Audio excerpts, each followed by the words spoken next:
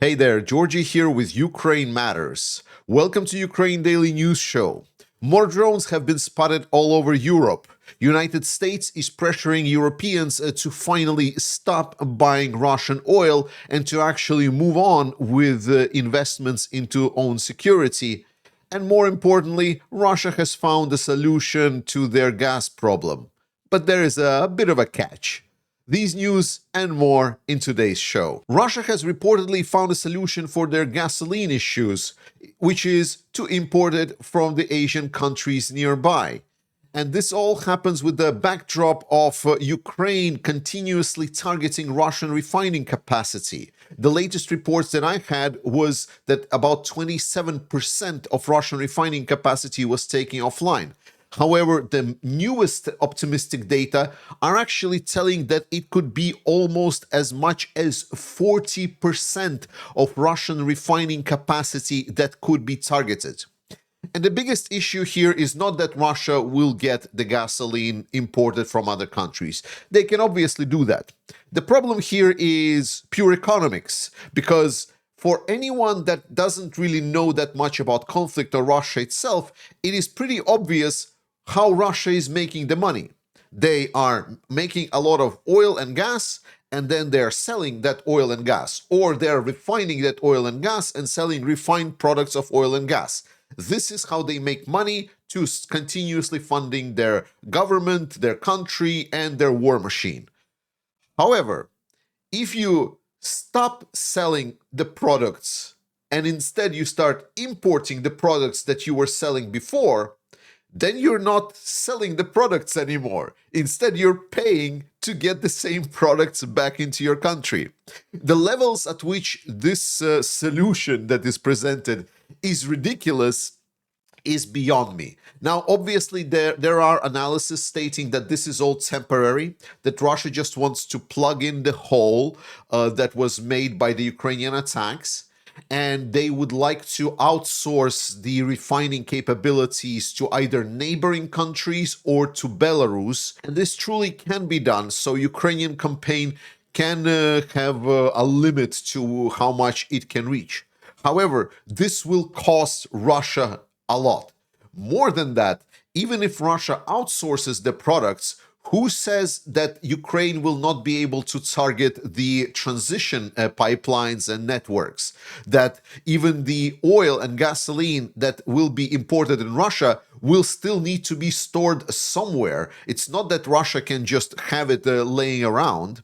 So it's a huge issue for Russia, and Ukrainian campaign against the Russian energy infrastructure, specifically the oil and gasoline, has been super successful, and the costs for Russia are just rising exponentially. US Ambassador to NATO Matthew Whitaker has really cut deep into the European allies with regards to purchasing of Russian energy resources and investments into own defense.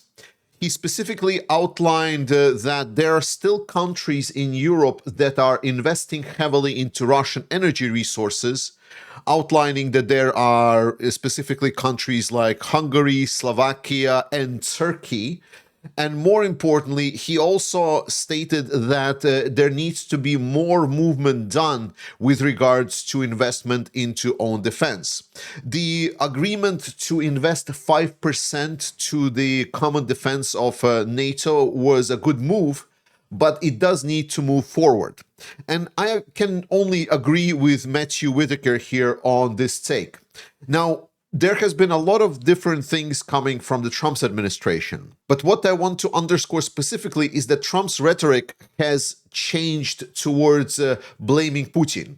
And on one hand, I agree with people that state that this does not mean anything and this does not change anything because he does not take any action on his top presidential level. Agreed. However, the fact that he has shifted perspectives really unties a lot of hands for people that actually care about Ukraine. There is a lot of people inside of US, including inside of US government, that really support Ukraine and want to do more for Ukraine and want to make sure that NATO alliance is stronger. However, when there was a confrontation with Zelensky, there was a lot of this internal pushback to any initiatives. Now that Trump is actively telling that Putin is not the good guy, that actually he's disappointed a lot and they would like to see moving forward, and a lot of the restrictions have been lifted. So while I agree that on the government level, from Trump's administration, there isn't coming a lot of help, and most of the support that's coming from United States is paid by the Europeans. It is also very true that on a lot of the lower levels, there has been pretty disappearing pushback with regards to taking actions to help support Ukraine, and this has helped a lot. So that's why I want to state that the new position of Trump's administration is beneficial. And there is also certain things to be said about the European states. Firstly, purchasing of liquefied natural gas. We know about Hungary and Slovakia, and these two states are kind of rogue. Turkey is also somewhat in that category. They're basically in their own economic interest. But there are four countries that needs to be specifically outlined. It is France, Belgium, Spain, and the Netherlands. Over the last couple of years, from 2022 to June 2025, these four countries in total have paid Russia more for their liquefied natural gas than they actually contributed in total to military aid to Ukraine. This is a crucial point that we need to get across. We still have a lot of homework to do in our own European backyard. And most importantly, because of the way that LNG was implemented. Because what happened is, at the start of the war, when Europe stated we're not going to be buying Russian gas, and Europe as a whole started shifting away from buying Russian natural gas, these four countries actually decided, okay, we're going to buy less of the piped gas and we're going to buy more of the liquefied natural gas, which in a sense substituted the same piped gas anyway. So this is a homework that we still need to do. There is an agreement on the table that by the end of 2027, liquefied natural gas should be shut off. But what I must say is that we are always so freaking slow. And while I do praise Europeans for increase in their defense spending and increase in investments in defense manufacturing, I want to underscore that this is all coming because Ukrainians are willing to die for us. And we need to speed our movement up. And second part is the defense spending, because it was agreed 5% defense spending, of which 3.5% was expected to be spending into defense at all, and 1.5% was spending in infrastructure. Now, 1.5%, everyone understood right away that this is just going to be investment in the infrastructure in the country that's just going to be put in a military budget. So that was a sort of a bullshit discussion anyway. So 3.5% that needs to go into military. The good news is that Ukrainian aid started counting towards own defense spending. But the bad news is that a lot of the countries decided to, increase training or increase military salaries or do some kind of these events that go into the military budget, but they are not directly linked to purchasing of weapons or being ready for any kind of actual warfare. So we still have a lot of homework also on that front in European states as well. So if you're European, this is my reminder to you that it is important to keep our politicians on their toes. So do something after this video. Find your local representative's email and just write them a mail asking them what is he doing to help secure additional investments in factual defense. And if you're from the four countries I outlined, tell them if we are on the roadmap to say no to the Russian liquefied natural gas. But with me ranting and talking about the bad things, we also need to highlight the good things. And France has detained sanctioned Russian shadow fleet tanker Borakai. And the investigation was launched after the crew failed to provide proof of vessel's nationality and did not comply with orders from the French authorities. The Brest prosecutor's office is investigating to determine the circumstances of the event. The Shadow Fleet tanker has been moving from the Russian city of Primorsk and made it all the way through from the Black Sea, all across Denmark and through the Channel Strait, and only in the western tip of France it was finally detained. Fire erupts at the major Russian oil refinery in Yaroslavl, and this one is particularly funny for me because all of the Z propagandists on their Telegram channels, they are almost joyous about the fact that their fire supposedly has started on its own and not because of the drone attack. It is truly bizarre. So yes, there is the oil refinery that is on fire in Russia, but because supposedly there was no drone attack and instead it was just an accident or something, they are very happily reporting that no drone attacks were involved, yet the refinery is still burning. Well, who knows? But drone attacks were continuing against the Russian oil infrastructure, and pumping station in Rostov region was targeted.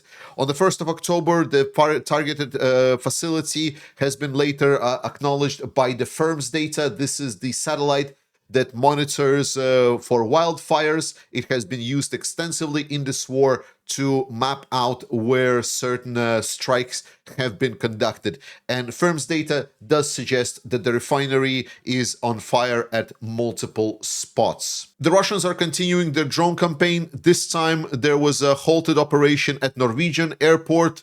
Unknown drones were suspected spying on critical infrastructure in Germany. And some people asked, why does Russia does it? The clear answer is, firstly, terror. This is a pure terror operation to make you afraid, say that Russia has the capabilities that they can have these drones fly and destroy whatever you want. Also, this is intelligence operations, as we see drones fly over critical infrastructure. And despite me liking so much Mr. President Stubb of Finland, his statements that Finland will not shut down Russian drones over their country is truly bizarre for me, but this is the world we're living in. And more importantly, some people were doubting whether or not these are Russian drones. Well, thankfully, recent findings in Poland just make it completely clear. In Poland, in agricultural fieldwork, a Russian Herbera drone was found laying around. So it was clear that this is probably one of these drones that have been flying over the different territories, and they have been either launched from the ships passing by or from the Russian Kaliningrad region. I continue highlighting the activities of the Russian partisan. There are good Russians. There are actual Russians that are fighting against the regime. My problem is that it's an absolute minority, but now they still are trying to do whatever they can. And in Russian Chuvassia region, the partisans have disrupted the Shahid drone logistics pipeline. Quote, "Our movement has once again struck Russian logistics. This time we disabled a railway used by the occupiers to transport Shahid attack drones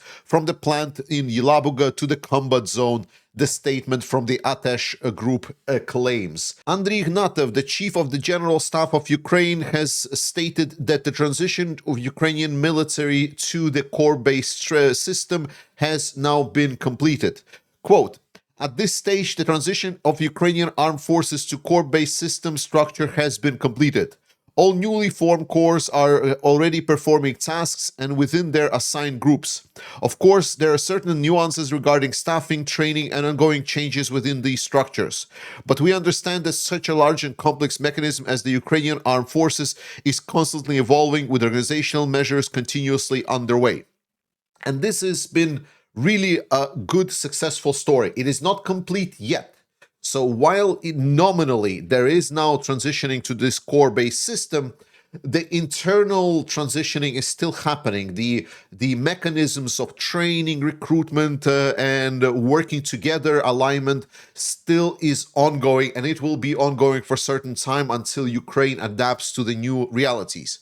But even now, we are actually seeing already benefits benefit number one is that has been reported by data, and that is that Russian territorial gains in September dropped almost by half.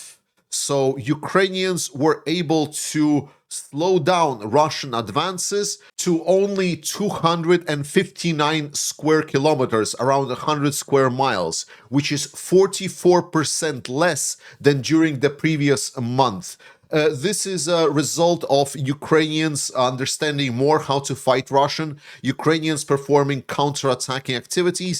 It is still very hard. There are still areas on the front line where Ukraine is fighting really, really hard and not having as much success. And we're going to talk about those in the nearest frontline update.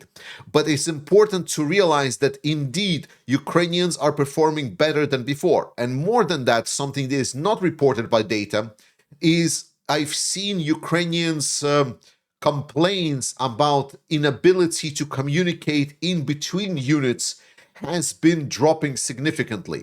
Before that, before the course system at the start of this year, it felt like it was an everyday occurrence that I would see Ukrainians just stating, we have lost certain positions, we are so fucked because we couldn't just communicate properly with in between units.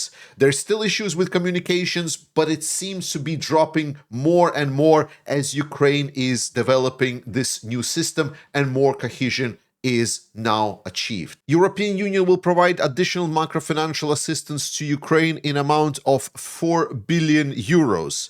Quote, this further reinforces the EU's role as the largest donor since the beginning of Russia's war against Ukraine, with overall support approaching 178 billion euros. Ukrainian Naftogaz CEO stated that 95% of the planned gas volumes stocks are in storage. For all the people that are following situation in Ukraine and want to find out whether Ukraine will be able to sustain their operations this winter, the answer is basically yes. A very interesting new field solution has been developed by the Ukrainians. As you are seeing now, Ukrainians have created a system that is able to fight the Russian fiber optic drones. It is essentially a barbed wire that is attached to a motor and it spins 1 minute, then 1 minute is waiting, and then spins for a minute extra.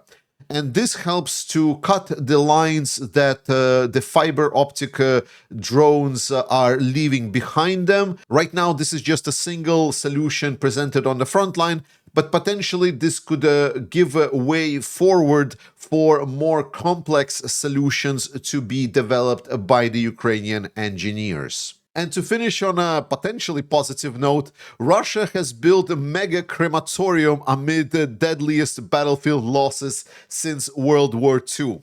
Russia has proudly opened the largest crematorium in Europe in St. Petersburg, so they're able to hide their war crimes, so they're able to hide their losses a lot more effectively. So this is how Russia is basically treating their dead ones, and I'm pretty sure we all know the story about the field crematoriums from the beginning of the war, where now it's just mega crematoriums in St. Petersburg. If you made it this far, please hit the subscribe button. It really helps the algorithms of YouTube to elevate the video and show it to more people.